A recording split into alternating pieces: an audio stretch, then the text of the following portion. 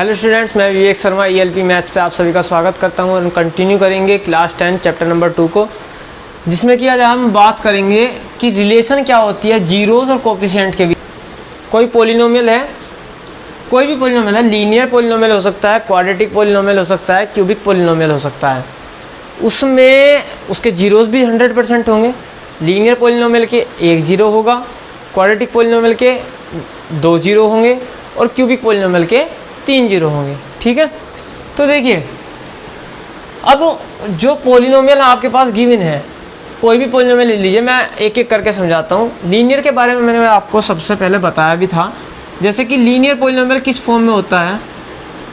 ये है बात लीनियर पॉलिनोमियल की। ठीक है, लीनियर पॉलिनोमियल फॉर्म होती है ax + b। ठीक है, और अब हम बात कर रहे हैं इस पॉलिनोमियल के जीरो की, कि इसका जीरो क्या है। जीरो वो पॉइंट होता है, x की वो वैल्यू होती है जो यहाँ पर पुट करने पर x को और इस वैल्यू को जीरो बना दे। ठीक है, तो सिंपल सी बात है, हम क्या करते हैं, हम इसी वैल्यू को इक्वल टू जीरो लेके चलते हैं। ठीक है, और यहाँ से x की वैल्यू निकालते हैं जो कि -b/a आ जाती है। मीन्स क्या है कि अगर हम x इक्वल टू -b/a इस लीनियर इक्वेशन में पुट करेंगे तो इसकी वैल्यू जीरो के इक्वल आ जाएगी। तो इसलिए x इक्वल टू -b/a इस पॉलिनोमियल का जीरो कहलाएगा। ठीक है, ये तो हो गया इन जनरल केस, और यही हमें पढ़ना था। वैसे मैं एक पर्टिकुलर केस में भी बता देता हूँ, जैसे कि मान लीजिए 2x + 9 = 0। तो x की मैं ऐसी कौन सी वैल्यू पुट करूं, ठीक है, जो इस LHS को, लेफ्ट हैंड साइड को, जीरो बना दे। तो क्या कैसी वैल्यू आप एक एक करके थोड़ी निकालोगे कि अच्छा x = 1 रख के देख लो, 2 रख के देख लो, 3 रख के देख लो। करते रहोगे, पता चला आप पे हो ही नहीं रहा। तो सबसे अच्छा तरीका क्या है कि हम ये जीरो के इक्वल रख के देखें और x की वैल्यू निकाल लेते हैं, क्या -9/2 आई। कि जी अगर हम x की वैल्यू 9/2 रखते हैं माइनस के, तो ये क्या होगा, जीरो के इक्वल आ जाएगा। तो मीन्स इस पॉलिनोमियल का जीरो क्या है, x = -9/2। ठीक है, तो अगर मैं, चलो ये तो मैंने निकाल के देख लिया। अगर मुझे पता है, देखिए ये क्या है, ये जीरो के इक्वल है, जीरो। ठीक है, ये क्या है, जीरो है, जीरो ऑफ किसका, लीनियर पॉलिनोमियल। अगर आप इसको ध्यान से देखें तो माइनस तो अलग ले लिया, b क्या है, b हमारा है लीनियर पॉलिनोमियल में, b हमारा कहलाता है क्या, कांस्टेंट टर्म। क्या है, कांस्टेंट टर्म, सही है। अपॉन में क्या है, a क्या हमारा, कोफिशिएंट है। कोफिशिएंट होता है जैसे x के साथ क्या जुड़ा हुआ है, कौन सी वैल्यू जुड़ी हुई है, a। तो a जो है हमारा वो क्या है, कोफिशिएंट है, कोफिशिएंट ऑफ x। ठीक है, तो अगर आपको ये भी याद है, क्या याद है, ये भी याद है कि zero of linear polynomial equal to this. ठीक है, माइनस के माइनस लगाओ, और जो कांस्टेंट टर्म है, चाहे वो माइनस में हो कांस्टेंट टर्म या प्लस में हो, लेकिन ये -100% लगेगा आगे। अपॉन में जो x के साथ है वो रख दो। जैसे कि मैंने अभी एग्जांपल लिया था 2x + 9 = 0। तो मैं इसका जीरो निकालना चाह रहा हूँ। मुझे याद है कि इसका जीरो जो होगा वो किसके इक्वल होगा। मैं मान लीजिए मैं जीरो को अल्फा से डिनोट कर रहा हूँ, किससे, इससे, अल्फा से। ठीक है, तो अल्फा से मैं डिनोट कर रहा हूँ, ये रहा अल्फा। ठीक है, तो अल्फा से डिनोट कर रहा हूँ, तो अल्फा इक्वल टू क्या होगा, माइनस लगाओ, कांस्टेंट टर्म कौन सी है इसमें, ये 9, ये वाली जिसके साथ कोई वेरिएबल नहीं होता। तो माइनस तो लगा दिया। अब 9 देखिए प्लस का है या माइनस का, प्लस का है, तो प्लस के 9 अपॉन में कोफिशिएंट ऑफ x का कोफिशिएंट क्या है, 2, ये लीजिए। ठीक है, ये इसकी जीरो है। इससे निकाला मैंने, अगर मैं रख के निकाल के देखूँ खुद तो कैसे आएगा, 2x = -9 इधर ले जाएंगे, और x = -9/2। देखिए जो लीनियर होती है, लीनियर में तो बहुत छोटा सा केस है। ठीक है, बात करेंगे क्वाड्रेटिक की। क्वाड्रेटिक में थोड़ा सा समझने वाली चीज़ है। और मैं उसको भी बहुत अच्छे से कोशिश करूँगा आपको समझाने की, क्योंकि वो चीज़ आपको पता है, आपने वो चीज़ करी है, लेकिन आपके आगे ये टर्म कभी यूज़ नहीं करी गई कि रिलेशन बताओ, तो इसलिए आपने उन पर कभी ध्यान नहीं दिया। ठीक है, अब हम बात करेंगे क्वाड्रेटिक पॉलिनोमियल की। देखिए क्वाड्रेटिक पॉलिनोमियल किस फॉर्म में होता है। क्वाड्रेटिक पॉलिनोमियल होता है इस तरीके से, ax² प्लस के bx प्लस के c। ठीक है, ये एक क्वाड्रेटिक पॉलिनोमियल जो आप जीरोस फाइंड आउट करते हो कैसे। देखिए मैं एक पर्टिकुलर केस लेता हूँ सबसे पहले, तो आपके लिए कोई भी पर्टिकुलर केस ले लेते हैं। मान लीजिए 2x², मान लीजिए एक हमने कोई इक्वेशन ली, पॉलिनोमियल लिया, ठीक है, px = दिस। कैसा पॉलिनोमियल है, क्वाड्रेटिक पॉलिनोमियल है। मैं इसके जब जीरोस फाइंड आउट करता हूँ तो मैं क्या करता हूँ, देखिए हमारा इसको ब्रेक करना होता है, इसको ब्रेक करना होता है। आप सभी ने पढ़ा होगा कि इसको ब्रेक करके फिर हम रूट्स निकालते हैं। लेकिन ब्रेक करने से पहले अगर आपने ध्यान दिया तो हम क्या करते हैं, हम देखिए ये जो है 2 हमारा a के इक्वल है, मैं यहाँ लिख देता हूँ। a की वैल्यू क्या है, 2 है, b की वैल्यू क्या है, -8 है, और c की वैल्यू क्या है, 6 है। ठीक है, हम क्या करते हैं, हम इसकी और इसकी मल्टीप्लाई करते हैं, मीन्स 2 की और 6 की मल्टीप्लाई करते हैं। ऐसे ही तो करते हैं, टीचर ने सिखाया होगा आपको पहले भी कि इसकी मल्टीप्लाई करिए, जो मल्टीप्लाई करने के बाद आए, मान लीजिए 12 आया, तो 12 को इस तरीके से ब्रेक करिए कि 2 नंबर में ब्रेक करना है, इस तरीके से कि उनका मल्टीप्लीकेशन तो 12 आए, ठीक है, लेकिन उन्हें ऐड करने के बाद क्या है, ये जो बीच में वैल्यू है हमारी, ठीक है, ये जो बीच में हमारी वैल्यू है वो आए। तो हम क्या करते थे, जो आपके टीचर ने सिखाया था मैं वही बता रहा हूँ। आप इसको एलसीएम करके निकाल के देखते थे इस तरीके से, मतलब एलसीएम नहीं निकालते लेकिन इस तरीके से ब्रेक करते थे। फैक्टराइजेशन 2 3 3, तो आप अरेंज करने की कोशिश करते थे क्या कि अच्छा 2 2 जा 4 + 3 करके देख लो, 7 बैठ रहा है, नहीं हो रहा। फिर हम करते थे 3 2 जा 6 + 2, बिल्कुल बैठ रहा है, तो 6 + 2, लेकिन ये -8 है, तो हम क्या करते थे, माइनस का ही 6 ले ले और माइनस का ही 2 ले ले, क्या दिक्कत है। तो देखिए मल्टीप्लीकेशन करोगे -6 × -2 तो क्या आएगा, +12, माइनस माइनस प्लस हो जाएगा, और जब इनको ऐड करोगे तो क्या आएगा, -8 आएगा। समझ में आ गई बात, ठीक है, ये हो गया। अब इसके बाद हम क्या करते हैं, देखिए हम इसको लिखते हैं इस तरीके से, 2x² -6x -2x और +6। सही है, यही तो करते हैं। इन दोनों का एडिशन तो आना चाहिए -8 और मल्टीप्लिकेशन आना चाहिए जो इन दोनों का मल्टीप्लिकेशन है, ठीक है, यही तो करते हैं। यही आप सबको सिखाया गया होगा और यही आपने सीखा होगा, ठीक है। तो देखिए कुछ नहीं, बिल्कुल सही सीखा है आपने, और इसी से ही आपको आइडिया लगाना है। देखिए जो अब हम क्या करते हैं, बाद में हम इसको, जब हमें अगर इसके जीरोस निकालने हैं तो मैं इसको 0 को इक्वल रखता हूँ पुट, ठीक है।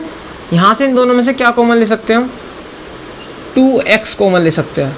यहाँ क्या बचेगा, x, यहाँ बचेगा -3। यहाँ से मैं क्या कॉमन ले सकता हूँ, -2 कॉमन ले सकता हूँ, यहाँ बचेगा x -3, ठीक है। 2x -2, ठीक है, 2x -2 और x -3 = 0। तो इसमें से मैं क्या करता हूँ, देखिए एक तो 2x = 2 रख लेता हूँ। 2x = 2 रखोगे तो क्या आएगा, 2x = 2, मतलब पहले इसको =0 रखा तो 2x = 2 हो गया, और 2 से 2 कैंसिल, तो x की वैल्यू 1 आ गई, ठीक है। इसको रखते हो तो x की वैल्यू 3 आ गई। तो मीन्स कहने का क्या है, इस क्वाड्रेटिक इक्वेशन के इसके 2 रूट निकल के आए, एक तो 1 + 1 और एक +3। तो मैं इनको नाम दे देता हूँ अल्फा और बीटा, इसको बोलते हैं बीटा, ठीक है। ये हो गया हमारा क्या, अल्फा, ये हो गया हमारा बीटा, ठीक है। जो शब्द हम यहाँ पर इस्तेमाल करते हैं, जो वर्ड इनके लिए यूज़ करते हैं, लेटर जो भी मतलब सिंबल यूज़ करते हो, अल्फा बीटा इस तरीके से। पहले मैंने लीनियर में 1 था तो अल्फा इस्तेमाल किया, यहाँ पे 2 होते तो अल्फा बीटा इस्तेमाल किया, ठीक है। जब क्यूबिक की बात करेंगे तो 1 और बढ़ा देंगे हम, बस उससे आगे नहीं जाएंगे, आपके कोर्स में इतना ही है। तो देखिए अल्फा की वैल्यू मान लीजिए क्या है, 1 है, एक रूट ये रहा, एक ये रहा, और बीटा की वैल्यू क्या है, दूसरा रूट जो है हमारा वो है 3, ठीक है। अब हम क्या करेंगे इस अल्फा बीटा में, और ये जो इनके कोफिशिएंट है 2 -8 6, ठीक है, इनके बीच में क्या बनाएंगे, रिलेशन बनाएंगे। कि क्या रिलेशन बैठ गया। तो देखिए ध्यान रखना, दो रिलेशन बनेगी, एक तो अल्फा प्लस बीटा चेक करेंगे कि इन दोनों के एडिशन में क्या रिलेशन है, और एक अल्फा इंटू बीटा चेक करेंगे। ठीक है, समझ में आ गई होगी बात, अल्फा इंटू बीटा चेक करेंगे। तो मैं एक और तरीके से समझाऊंगा इसको, अभी इसी क्वेश्चन को लूँगा, फिलहाल तो अभी यहाँ देखते हैं। जब मैं अल्फा प्लस बीटा करूँ तो 1 + 3 = आया 4। ठीक है, तो मैं 4 देखता हूँ, 4 किस, मैं पहले इसी तरीके से समझा देता हूँ जैसे इन्होंने बताया है। 4 आ रहा है, तो अगर मैं देखिए -8 को ठीक है 2 से डिवाइड कर दूँ तो -4 आएगा, और इसके बाहर माइनस लगा दूँ, क्या लगा दूँ, माइनस। देखिए ये -8 लिया और ये वाला 2 लिया, -8 किसके इक्वल था, b के इक्वल था, और 2 किसके इक्वल था, a के इक्वल था। तो देखिए ये किसके इक्वल आएगा, बिल्कुल सेम टू सेम 4 बन के आ गया। सही है, तो हम ये कह सकते हैं कि ये, मैं अब देखिए -8 किसके इक्वल था, b के, तो माइनस बाहर था पहले से, एक माइनस बाहर था, ये रहा -8 की वैल्यू b और 2 की वैल्यू क्या है, a।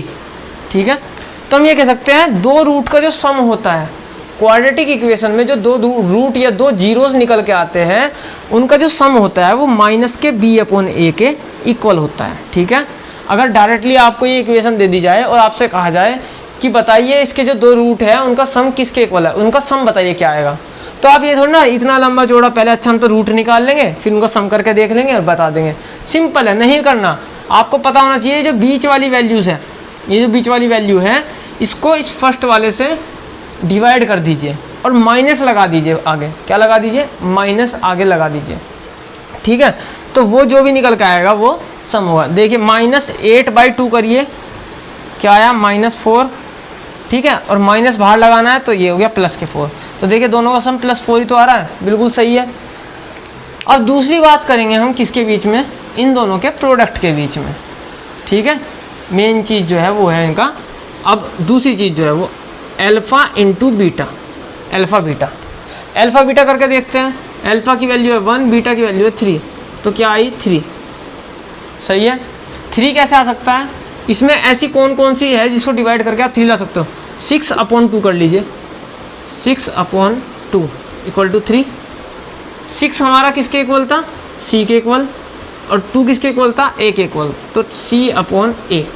तो अल्फ़ा इंटू बीटा जो है वो c/a के इक्वल है। अब देखिए एक और चीज़ ध्यान दीजिए, अब मैंने यहाँ लिखा माइनस के b/a, तो माइनस b क्या है हमारा, b है हमारा x का कोफिशिएंट, किसका, x का कोफिशिएंट, तो माइनस बाहर है, coefficient of x upon a किसका कोफिशिएंट है, x² का, कोफिशिएंट ऑफ x²। तो देखिए एक रिलेशन तो ये बन गई, दो रूट जो इनके हैं अल्फा बीटा, जब दो जीरोस जो आप बात करते हो अल्फा और बीटा, उनका जब सम करोगे तो वो इनके इक्वल आएगा, minus coefficient of x upon coefficient of x²। ठीक है, इससे क्या समझ में आ रहा है, c किसके इक्वल है, c है हमारी constant term, constant term, upon a क्या है हमारा, coefficient of x², coefficient of x²। ठीक है, समझ में आ गया होगा। तो देखिए आप सिंपली ये रिलेशन बना सकते हैं कि अल्फा बीटा जो, अब आपसे कहने लगे कि बताइए ये क्वाड्रेटिक इक्वेशन है, इसके जो दो रूट है उनका प्रोडक्ट किसके इक्वल आएगा, उनकी वैल्यू बताइए प्रोडक्ट की, मतलब जो अल्फा बीटा रूट आएंगे तो अल्फा इंटू बीटा किसके इक्वल होगा। तो सिंपली आप कह सकते हो कि हमें अगर ये पता है कि अच्छा constant term upon coefficient of x² या c/a के इक्वल होता है। ठीक है, समझ में आ गई बात, किसके, c/a के इक्वल होता है, तो आप आराम से कह दोगे अच्छा 6/2, लो जी 3 आ गया। आपको ये नहीं कि पहले रूट निकाल रहे हो फिर उनकी मल्टीप्लाई करके देख रहे हो, तो इन सब झंझट से, ये जो बीच का ये सिस्टम था, ये सब आप इन सब से बच जाओगे। ठीक है, ये जो था आप डायरेक्टली यहाँ ये करोगे और बता दोगे। ठीक है, और देखिए अब मैं एक और चीज़ इसमें बता देता हूँ आपको, क्या कि देखिए जो चीज़ मैंने ये बताई है अभी यहाँ पर, मैं एक चीज़ और करता हूँ। मान लीजिए मैं इसको 2 से, मतलब x के साथ, x² के साथ कुछ छोड़िए ही मत, एक्स स्क्वायर के साथ कुछ मत छोड़िए। तो क्या करोगे, 2 से डिवाइड कर दीजिए पूरी इस इक्वेशन को। अगर मैं पूरी इक्वेशन को 2 से डिवाइड कर रहा हूँ, अब क्योंकि क्यों कर रहा हूँ मैं डिवाइड भी देखिए, क्योंकि जब हम 0 निकालते हैं तो इक्वल टू 0 लेके चलते हैं। तो मैं अगर दोनों साइड एक ही नंबर से डिवाइड कर रहा हूँ तो इस इक्वेशन पे कोई फ़र्क नहीं पड़ता। आपने अगर पढ़ा हो कि अगर LHS और RHS में सेम चीज़ ऐड करते हो तो इक्वेशन पे कोई फ़र्क नहीं पड़ता, सेम चीज़ सब्ट्रैक्ट करते हो तो फ़र्क नहीं पड़ता, सेम चीज़ मल्टीप्लाई करते हो तो फ़र्क नहीं पड़ता, और सेम चीज़ से डिवाइड करते हो सेम डिजिट से तो कोई फ़र्क नहीं पड़ता। तो मैं क्या करता हूँ, दोनों साइड 2 से डिवाइड कर रहा हूँ, या इस तरीके से देख लीजिए, जो यहाँ इसके साथ है वो मैं पूरी में से कॉमन ले लेता हूँ। तो पूरी में से कॉमन लूँगा 2, तो यहाँ बचेगा एक्स स्क्वायर माइनस इसमें से 2 कॉमन लिया, इसका मतलब 4x, ये हो गया प्लस के 3 इक्वल टू 0। ठीक है, या तो इस तरीके से कर सकते हैं, या सिंपली मेरा तो कहना ये है कि हम सही मायने में कॉमन क्या हम डिवाइड ही कर रहे हैं। तो एक्स स्क्वायर जब 2 से डिवाइड करा यहाँ पे 4x और प्लस के 3, और यहाँ 0 को 2 से डिवाइड करा तो 0 ही आएगा। ठीक है, ये अब देखिए, अब ध्यान देना, ये ax square plus bx plus c से अगर आप इसको कंपेयर करोगे तो ये जो है यहाँ पे, अब यहाँ पे तो a है, यहाँ पे 1 है, आप कहोगे a की वैल्यू 1, नहीं, a की वैल्यू 2 थी। ठीक है, या अगर 1 भी कहोगे तो मुझे उससे कोई फर्क नहीं पड़ता, लेकिन आपको 1 कहना नहीं है, आपको सिर्फ a जब मानना है जब 1 के अलावा यहाँ कोई नंबर हो। तो अब a से हमने क्या करा था, a से डिवाइड नहीं कर दिया पूरी वैल्यू को, तो इसका मतलब ये जो 4 है माइनस का 4, ये किसके इक्वल है, ये b अपॉन a के इक्वल है हमारा, क्या है -4। ठीक है, b क्या था -8, a क्या था 2, तो b अपॉन a, क्योंकि हमने 2 से डिवाइड किया तो इसका मतलब b अपॉन a किया, तो जो 4 है ये -4 जो है वो b अपॉन a के इक्वल है। ठीक है, ये जो 3 है ये किसके इक्वल है, हमने 6 को 2 से डिवाइड किया था, 6 क्या था मतलब हमारा c, और देखिए जब मैं इसको a से डिवाइड कर दूंगा तो इक्वेशन क्या बन के आएगी, x square plus b upon a x plus c upon a, यही तो आएगी। अगर मैं इसको भी इक्वल टू 0 लेकर चल रहा हूँ तो इस तरीके से तो आएगी ये भी। तो आप कंपेयर करिए, एक्स स्क्वायर ये किसके इक्वल है, वहाँ प्लस के b अपॉन a लिखा हुआ है, यहाँ पे क्या है माइनस के 4, तो इसका मतलब b अपॉन a की वैल्यू क्या है माइनस के 4, c अपॉन a किसके इक्वल है 3, तो ये रहा c अपॉन a के इक्वल है क्या 3। ठीक है, ये समझ में आ गई बात। अब देखिए यहाँ पर आप नोटिस करिए, जब हम इसको ब्रेक करेंगे, जब मैं इसको ब्रेक करूँगा तो क्या करूँगा, ये एक्स स्क्वायर यहाँ करूँगा मैं माइनस के 3x माइनस के x, और ये हो गया प्लस के 3। ठीक है, या इस तरीके से कह सकते हो एक्स स्क्वायर माइनस के। ठीक है, यहाँ पे अंदर क्या करोगे, जब मैं इन दोनों में से माइनस कॉमन लिया, माइनस के x, तो माइनस ये रहा कॉमन, तो अंदर क्या बचेगा 3x और प्लस x। ठीक है, x भी मैंने कॉमन ले लिया तो अंदर बचा 3 + 1। ठीक है, और ये रहा 3। अब देखिए मैं आपको इक्वेशन बनाने सिखा रहा हूँ, बहुत अच्छे से समझना। तो देखो ये जो है ये 3, ठीक है, ये जो 3 है ये सही मायने में क्या है, ये 3 × 1 भी तो कह सकते हो आप, इसको कह सकते हो बिल्कुल। ठीक है, तो 3 × 1 ही तो है ये। अब ये जो 3 + 1 है, ये 3 + 1 जो लिखा हुआ है ये सही मायने में इसके रूट्स है। क्या है, इसके रूट्स है अल्फा और बीटा। क्योंकि अगर आप ध्यान दो तो मैं जब इसको ब्रेक किया, आप देखिए ये अभी मैंने आपको बताया था कि अल्फा प्लस बीटा किसके इक्वल है, अल्फा प्लस बीटा है हमारा माइनस के b अपॉन a के इक्वल। ठीक है, अंदर लिखा हुआ है ये अल्फा प्लस बीटा, क्योंकि अल्फा बीटा आपको मैंने निकाल के दिखाया था कि एक तो 1 आएगा और बीटा क्या आएगा 3 आएगा। ठीक है, यही आया था जो मैंने यहाँ पे करके दिखाया था, x square minus 3 + 1 x plus 3 × 1। ठीक है, तो यहाँ पे देखिए एक्स स्क्वायर माइनस 3 को अल्फा मान लीजिए या 1 को अल्फा मान लीजिए, आपकी मर्जी है, कोई दिक्कत नहीं है उससे।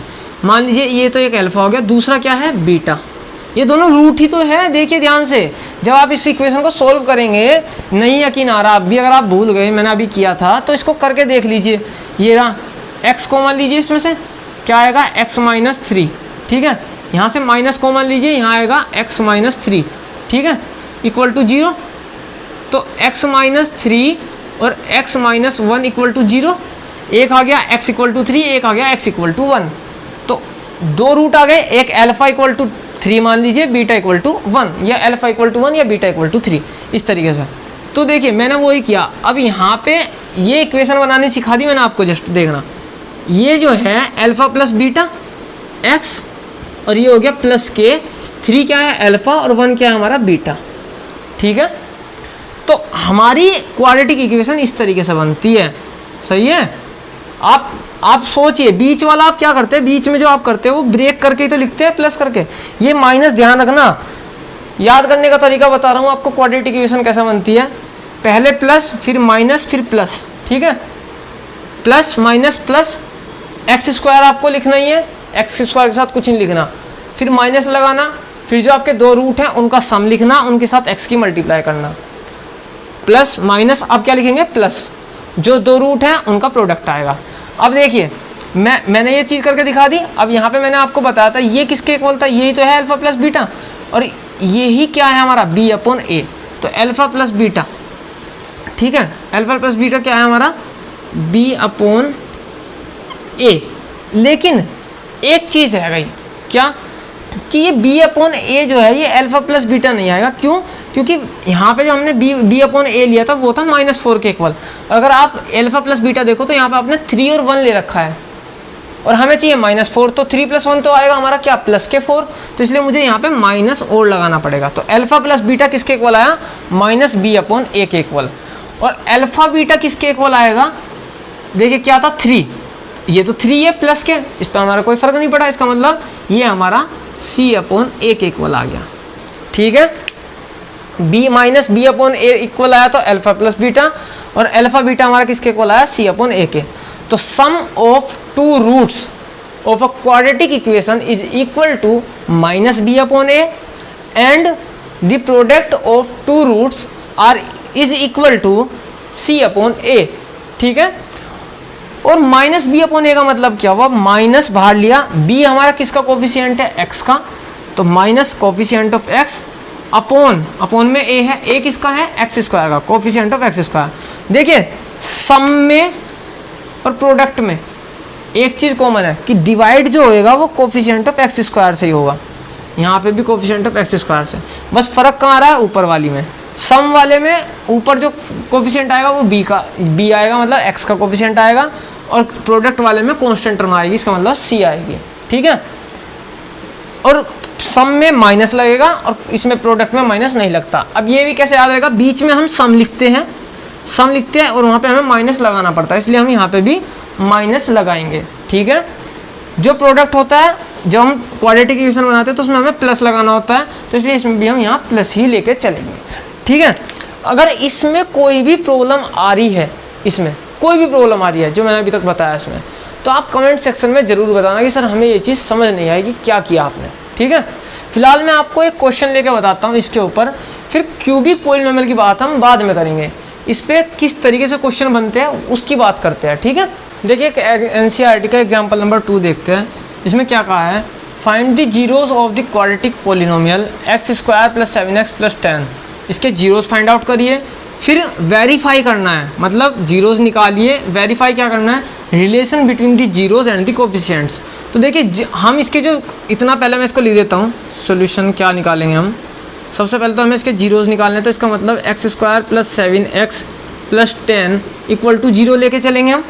फिर दो वैल्यूज़ निकालेंगे, अल्फ़ा और बीटा निकल के आ जाएंगे हमारे, अल्फ़ा एक रूट बीटा दूसरा रूट, ठीक है, या दूसरी जीरो। तो इनके बीच में क्या क्या रिलेशन होती है, एक तो इनके एडिशन के बीच में रिलेशन बताई जाती है और दूसरा इनके प्रोडक्ट के बीच में। ये दो रिलेशन हमें दिखानी होती है, ध्यान रखना, बस ये दिखानी होती है हमें। ठीक है, तो सबसे पहले जीरोज निकालते हैं। जीरोज निकालने का क्या तरीका देखिए, अब आप सोचोगे alpha plus beta alpha beta ये डायरेक्ट निकाल दे, इसने निकालने के लिए नहीं कहा, इसने कहा है कि पहले आप जीरोज निकालिए, फिर ये जो आपने निकाली जीरोज उनसे अल्फा प्लस बीटा और अल्फा बीटा निकालिए, फिर आप जो आपके पास रिलेशन गिवन होती है देखिए क्या उनको वेरीफाई हो रही है वे या नहीं हो रही, मतलब उनसे सेटिस्फाई है या नहीं। तो देखिए x², ठीक है, प्लस के क्या हो गया ये, इसको मैं किस तरीके से डिवाइड कर सकता हूँ, 5x + के 2x + के 10 = 0। ये हो गया, x कॉमन लिया, ठीक है, x + 5, यहाँ से 2 कॉमन लिया, x + 5 = 0। ये हो गया x + 5 और x + 2 = 0।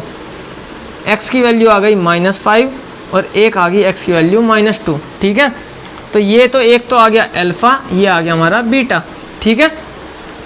तो देखिए मैं क्या करता हूँ, अल्फ़ा प्लस बीटा निकाल के देखता हूँ। अल्फ़ा प्लस बीटा निकाला, क्या आ रहा हमारा, अल्फ़ा की वैल्यू है -5 और बीटा की वैल्यू है -2, तो ये आई हमारी -7 के इक्वल। तो आपको देखना है कि अल्फ़ा प्लस बीटा मैंने आपको क्या बताया था, ध्यान रखिए हमारी इक्वेशन होती है ax² + bx + c, ठीक है, एक क्वाड्रेटिक इक्वेशन। जो हमारा ये था इसको मैं a से डिवाइड कर देता था, ax² + b/ax + c, ठीक है। और वो जो हमारी इक्वेशन थी दूसरी, मतलब जो क्वाड्रेटिक इक्वेशन होती है, अगर मैं रूट के बेस पे बताऊँ आपको, तो होती थी x² - alpha + beta x plus के अल्फ़ा × बीटा। तो आप ये भी कर सकते हैं, देखिए यहाँ पे कोफिशिएंट कंपेयर करिए, इन दोनों के कोफिशिएंट कंपेयर करेंगे तो हमें पता है यहाँ पे माइनस आ रहा है, यहाँ पे प्लस आ रहा है। तो मैं क्या कर सकता हूँ, मैं इसको यहाँ लिखता हूँ, देखिए मैं इसको ऐसे भी तो लिख सकता हूँ, x², ठीक है, माइनस, और ये माइनस के b/a x प्लस के ये सॉरी c/a है, प्लस के c/a। अब देखिए दोनों को कंपेयर करिए, तो यहाँ पे अल्फ़ा प्लस बीटा की क्या वैल्यू क्या आ रही है, माइनस के b/a, और अल्फ़ा बीटा की वैल्यू क्या आ रही है, c/a, ठीक है। समझ में आ गई बात। अल्फ़ा प्लस बीटा हमारा क्या है, -7। तो मैं इससे कंपेयर करके देखता हूँ कि क्या अल्फ़ा प्लस बीटा माइनस के b/a के इक्वल आ रहा है या नहीं आ रहा। तो यहाँ पे देखिए हमारा b क्या है, इसमें b/a हमारा क्या होगा, देखिए अब यहाँ पे अगर आप नोटिस करो कि यहाँ पे 1 है, कोई बात नहीं, a की वैल्यू 1 ले लीजिए। तो 1 से अगर आप इस पूरी इक्वेशन को डिवाइड करोगे तो कुछ फ़र्क थोड़ी पड़ेगा, कोई फ़र्क नहीं पड़ेगा, ठीक है। तो ये हमारा देखिए किसके इक्वल आ रहा है, माइनस लगाइए, ठीक है, माइनस लगाइए, माइनस के b/a चेक करना है मुझे, ठीक है। तो b की वैल्यू क्या है मेरी, +7, ठीक है।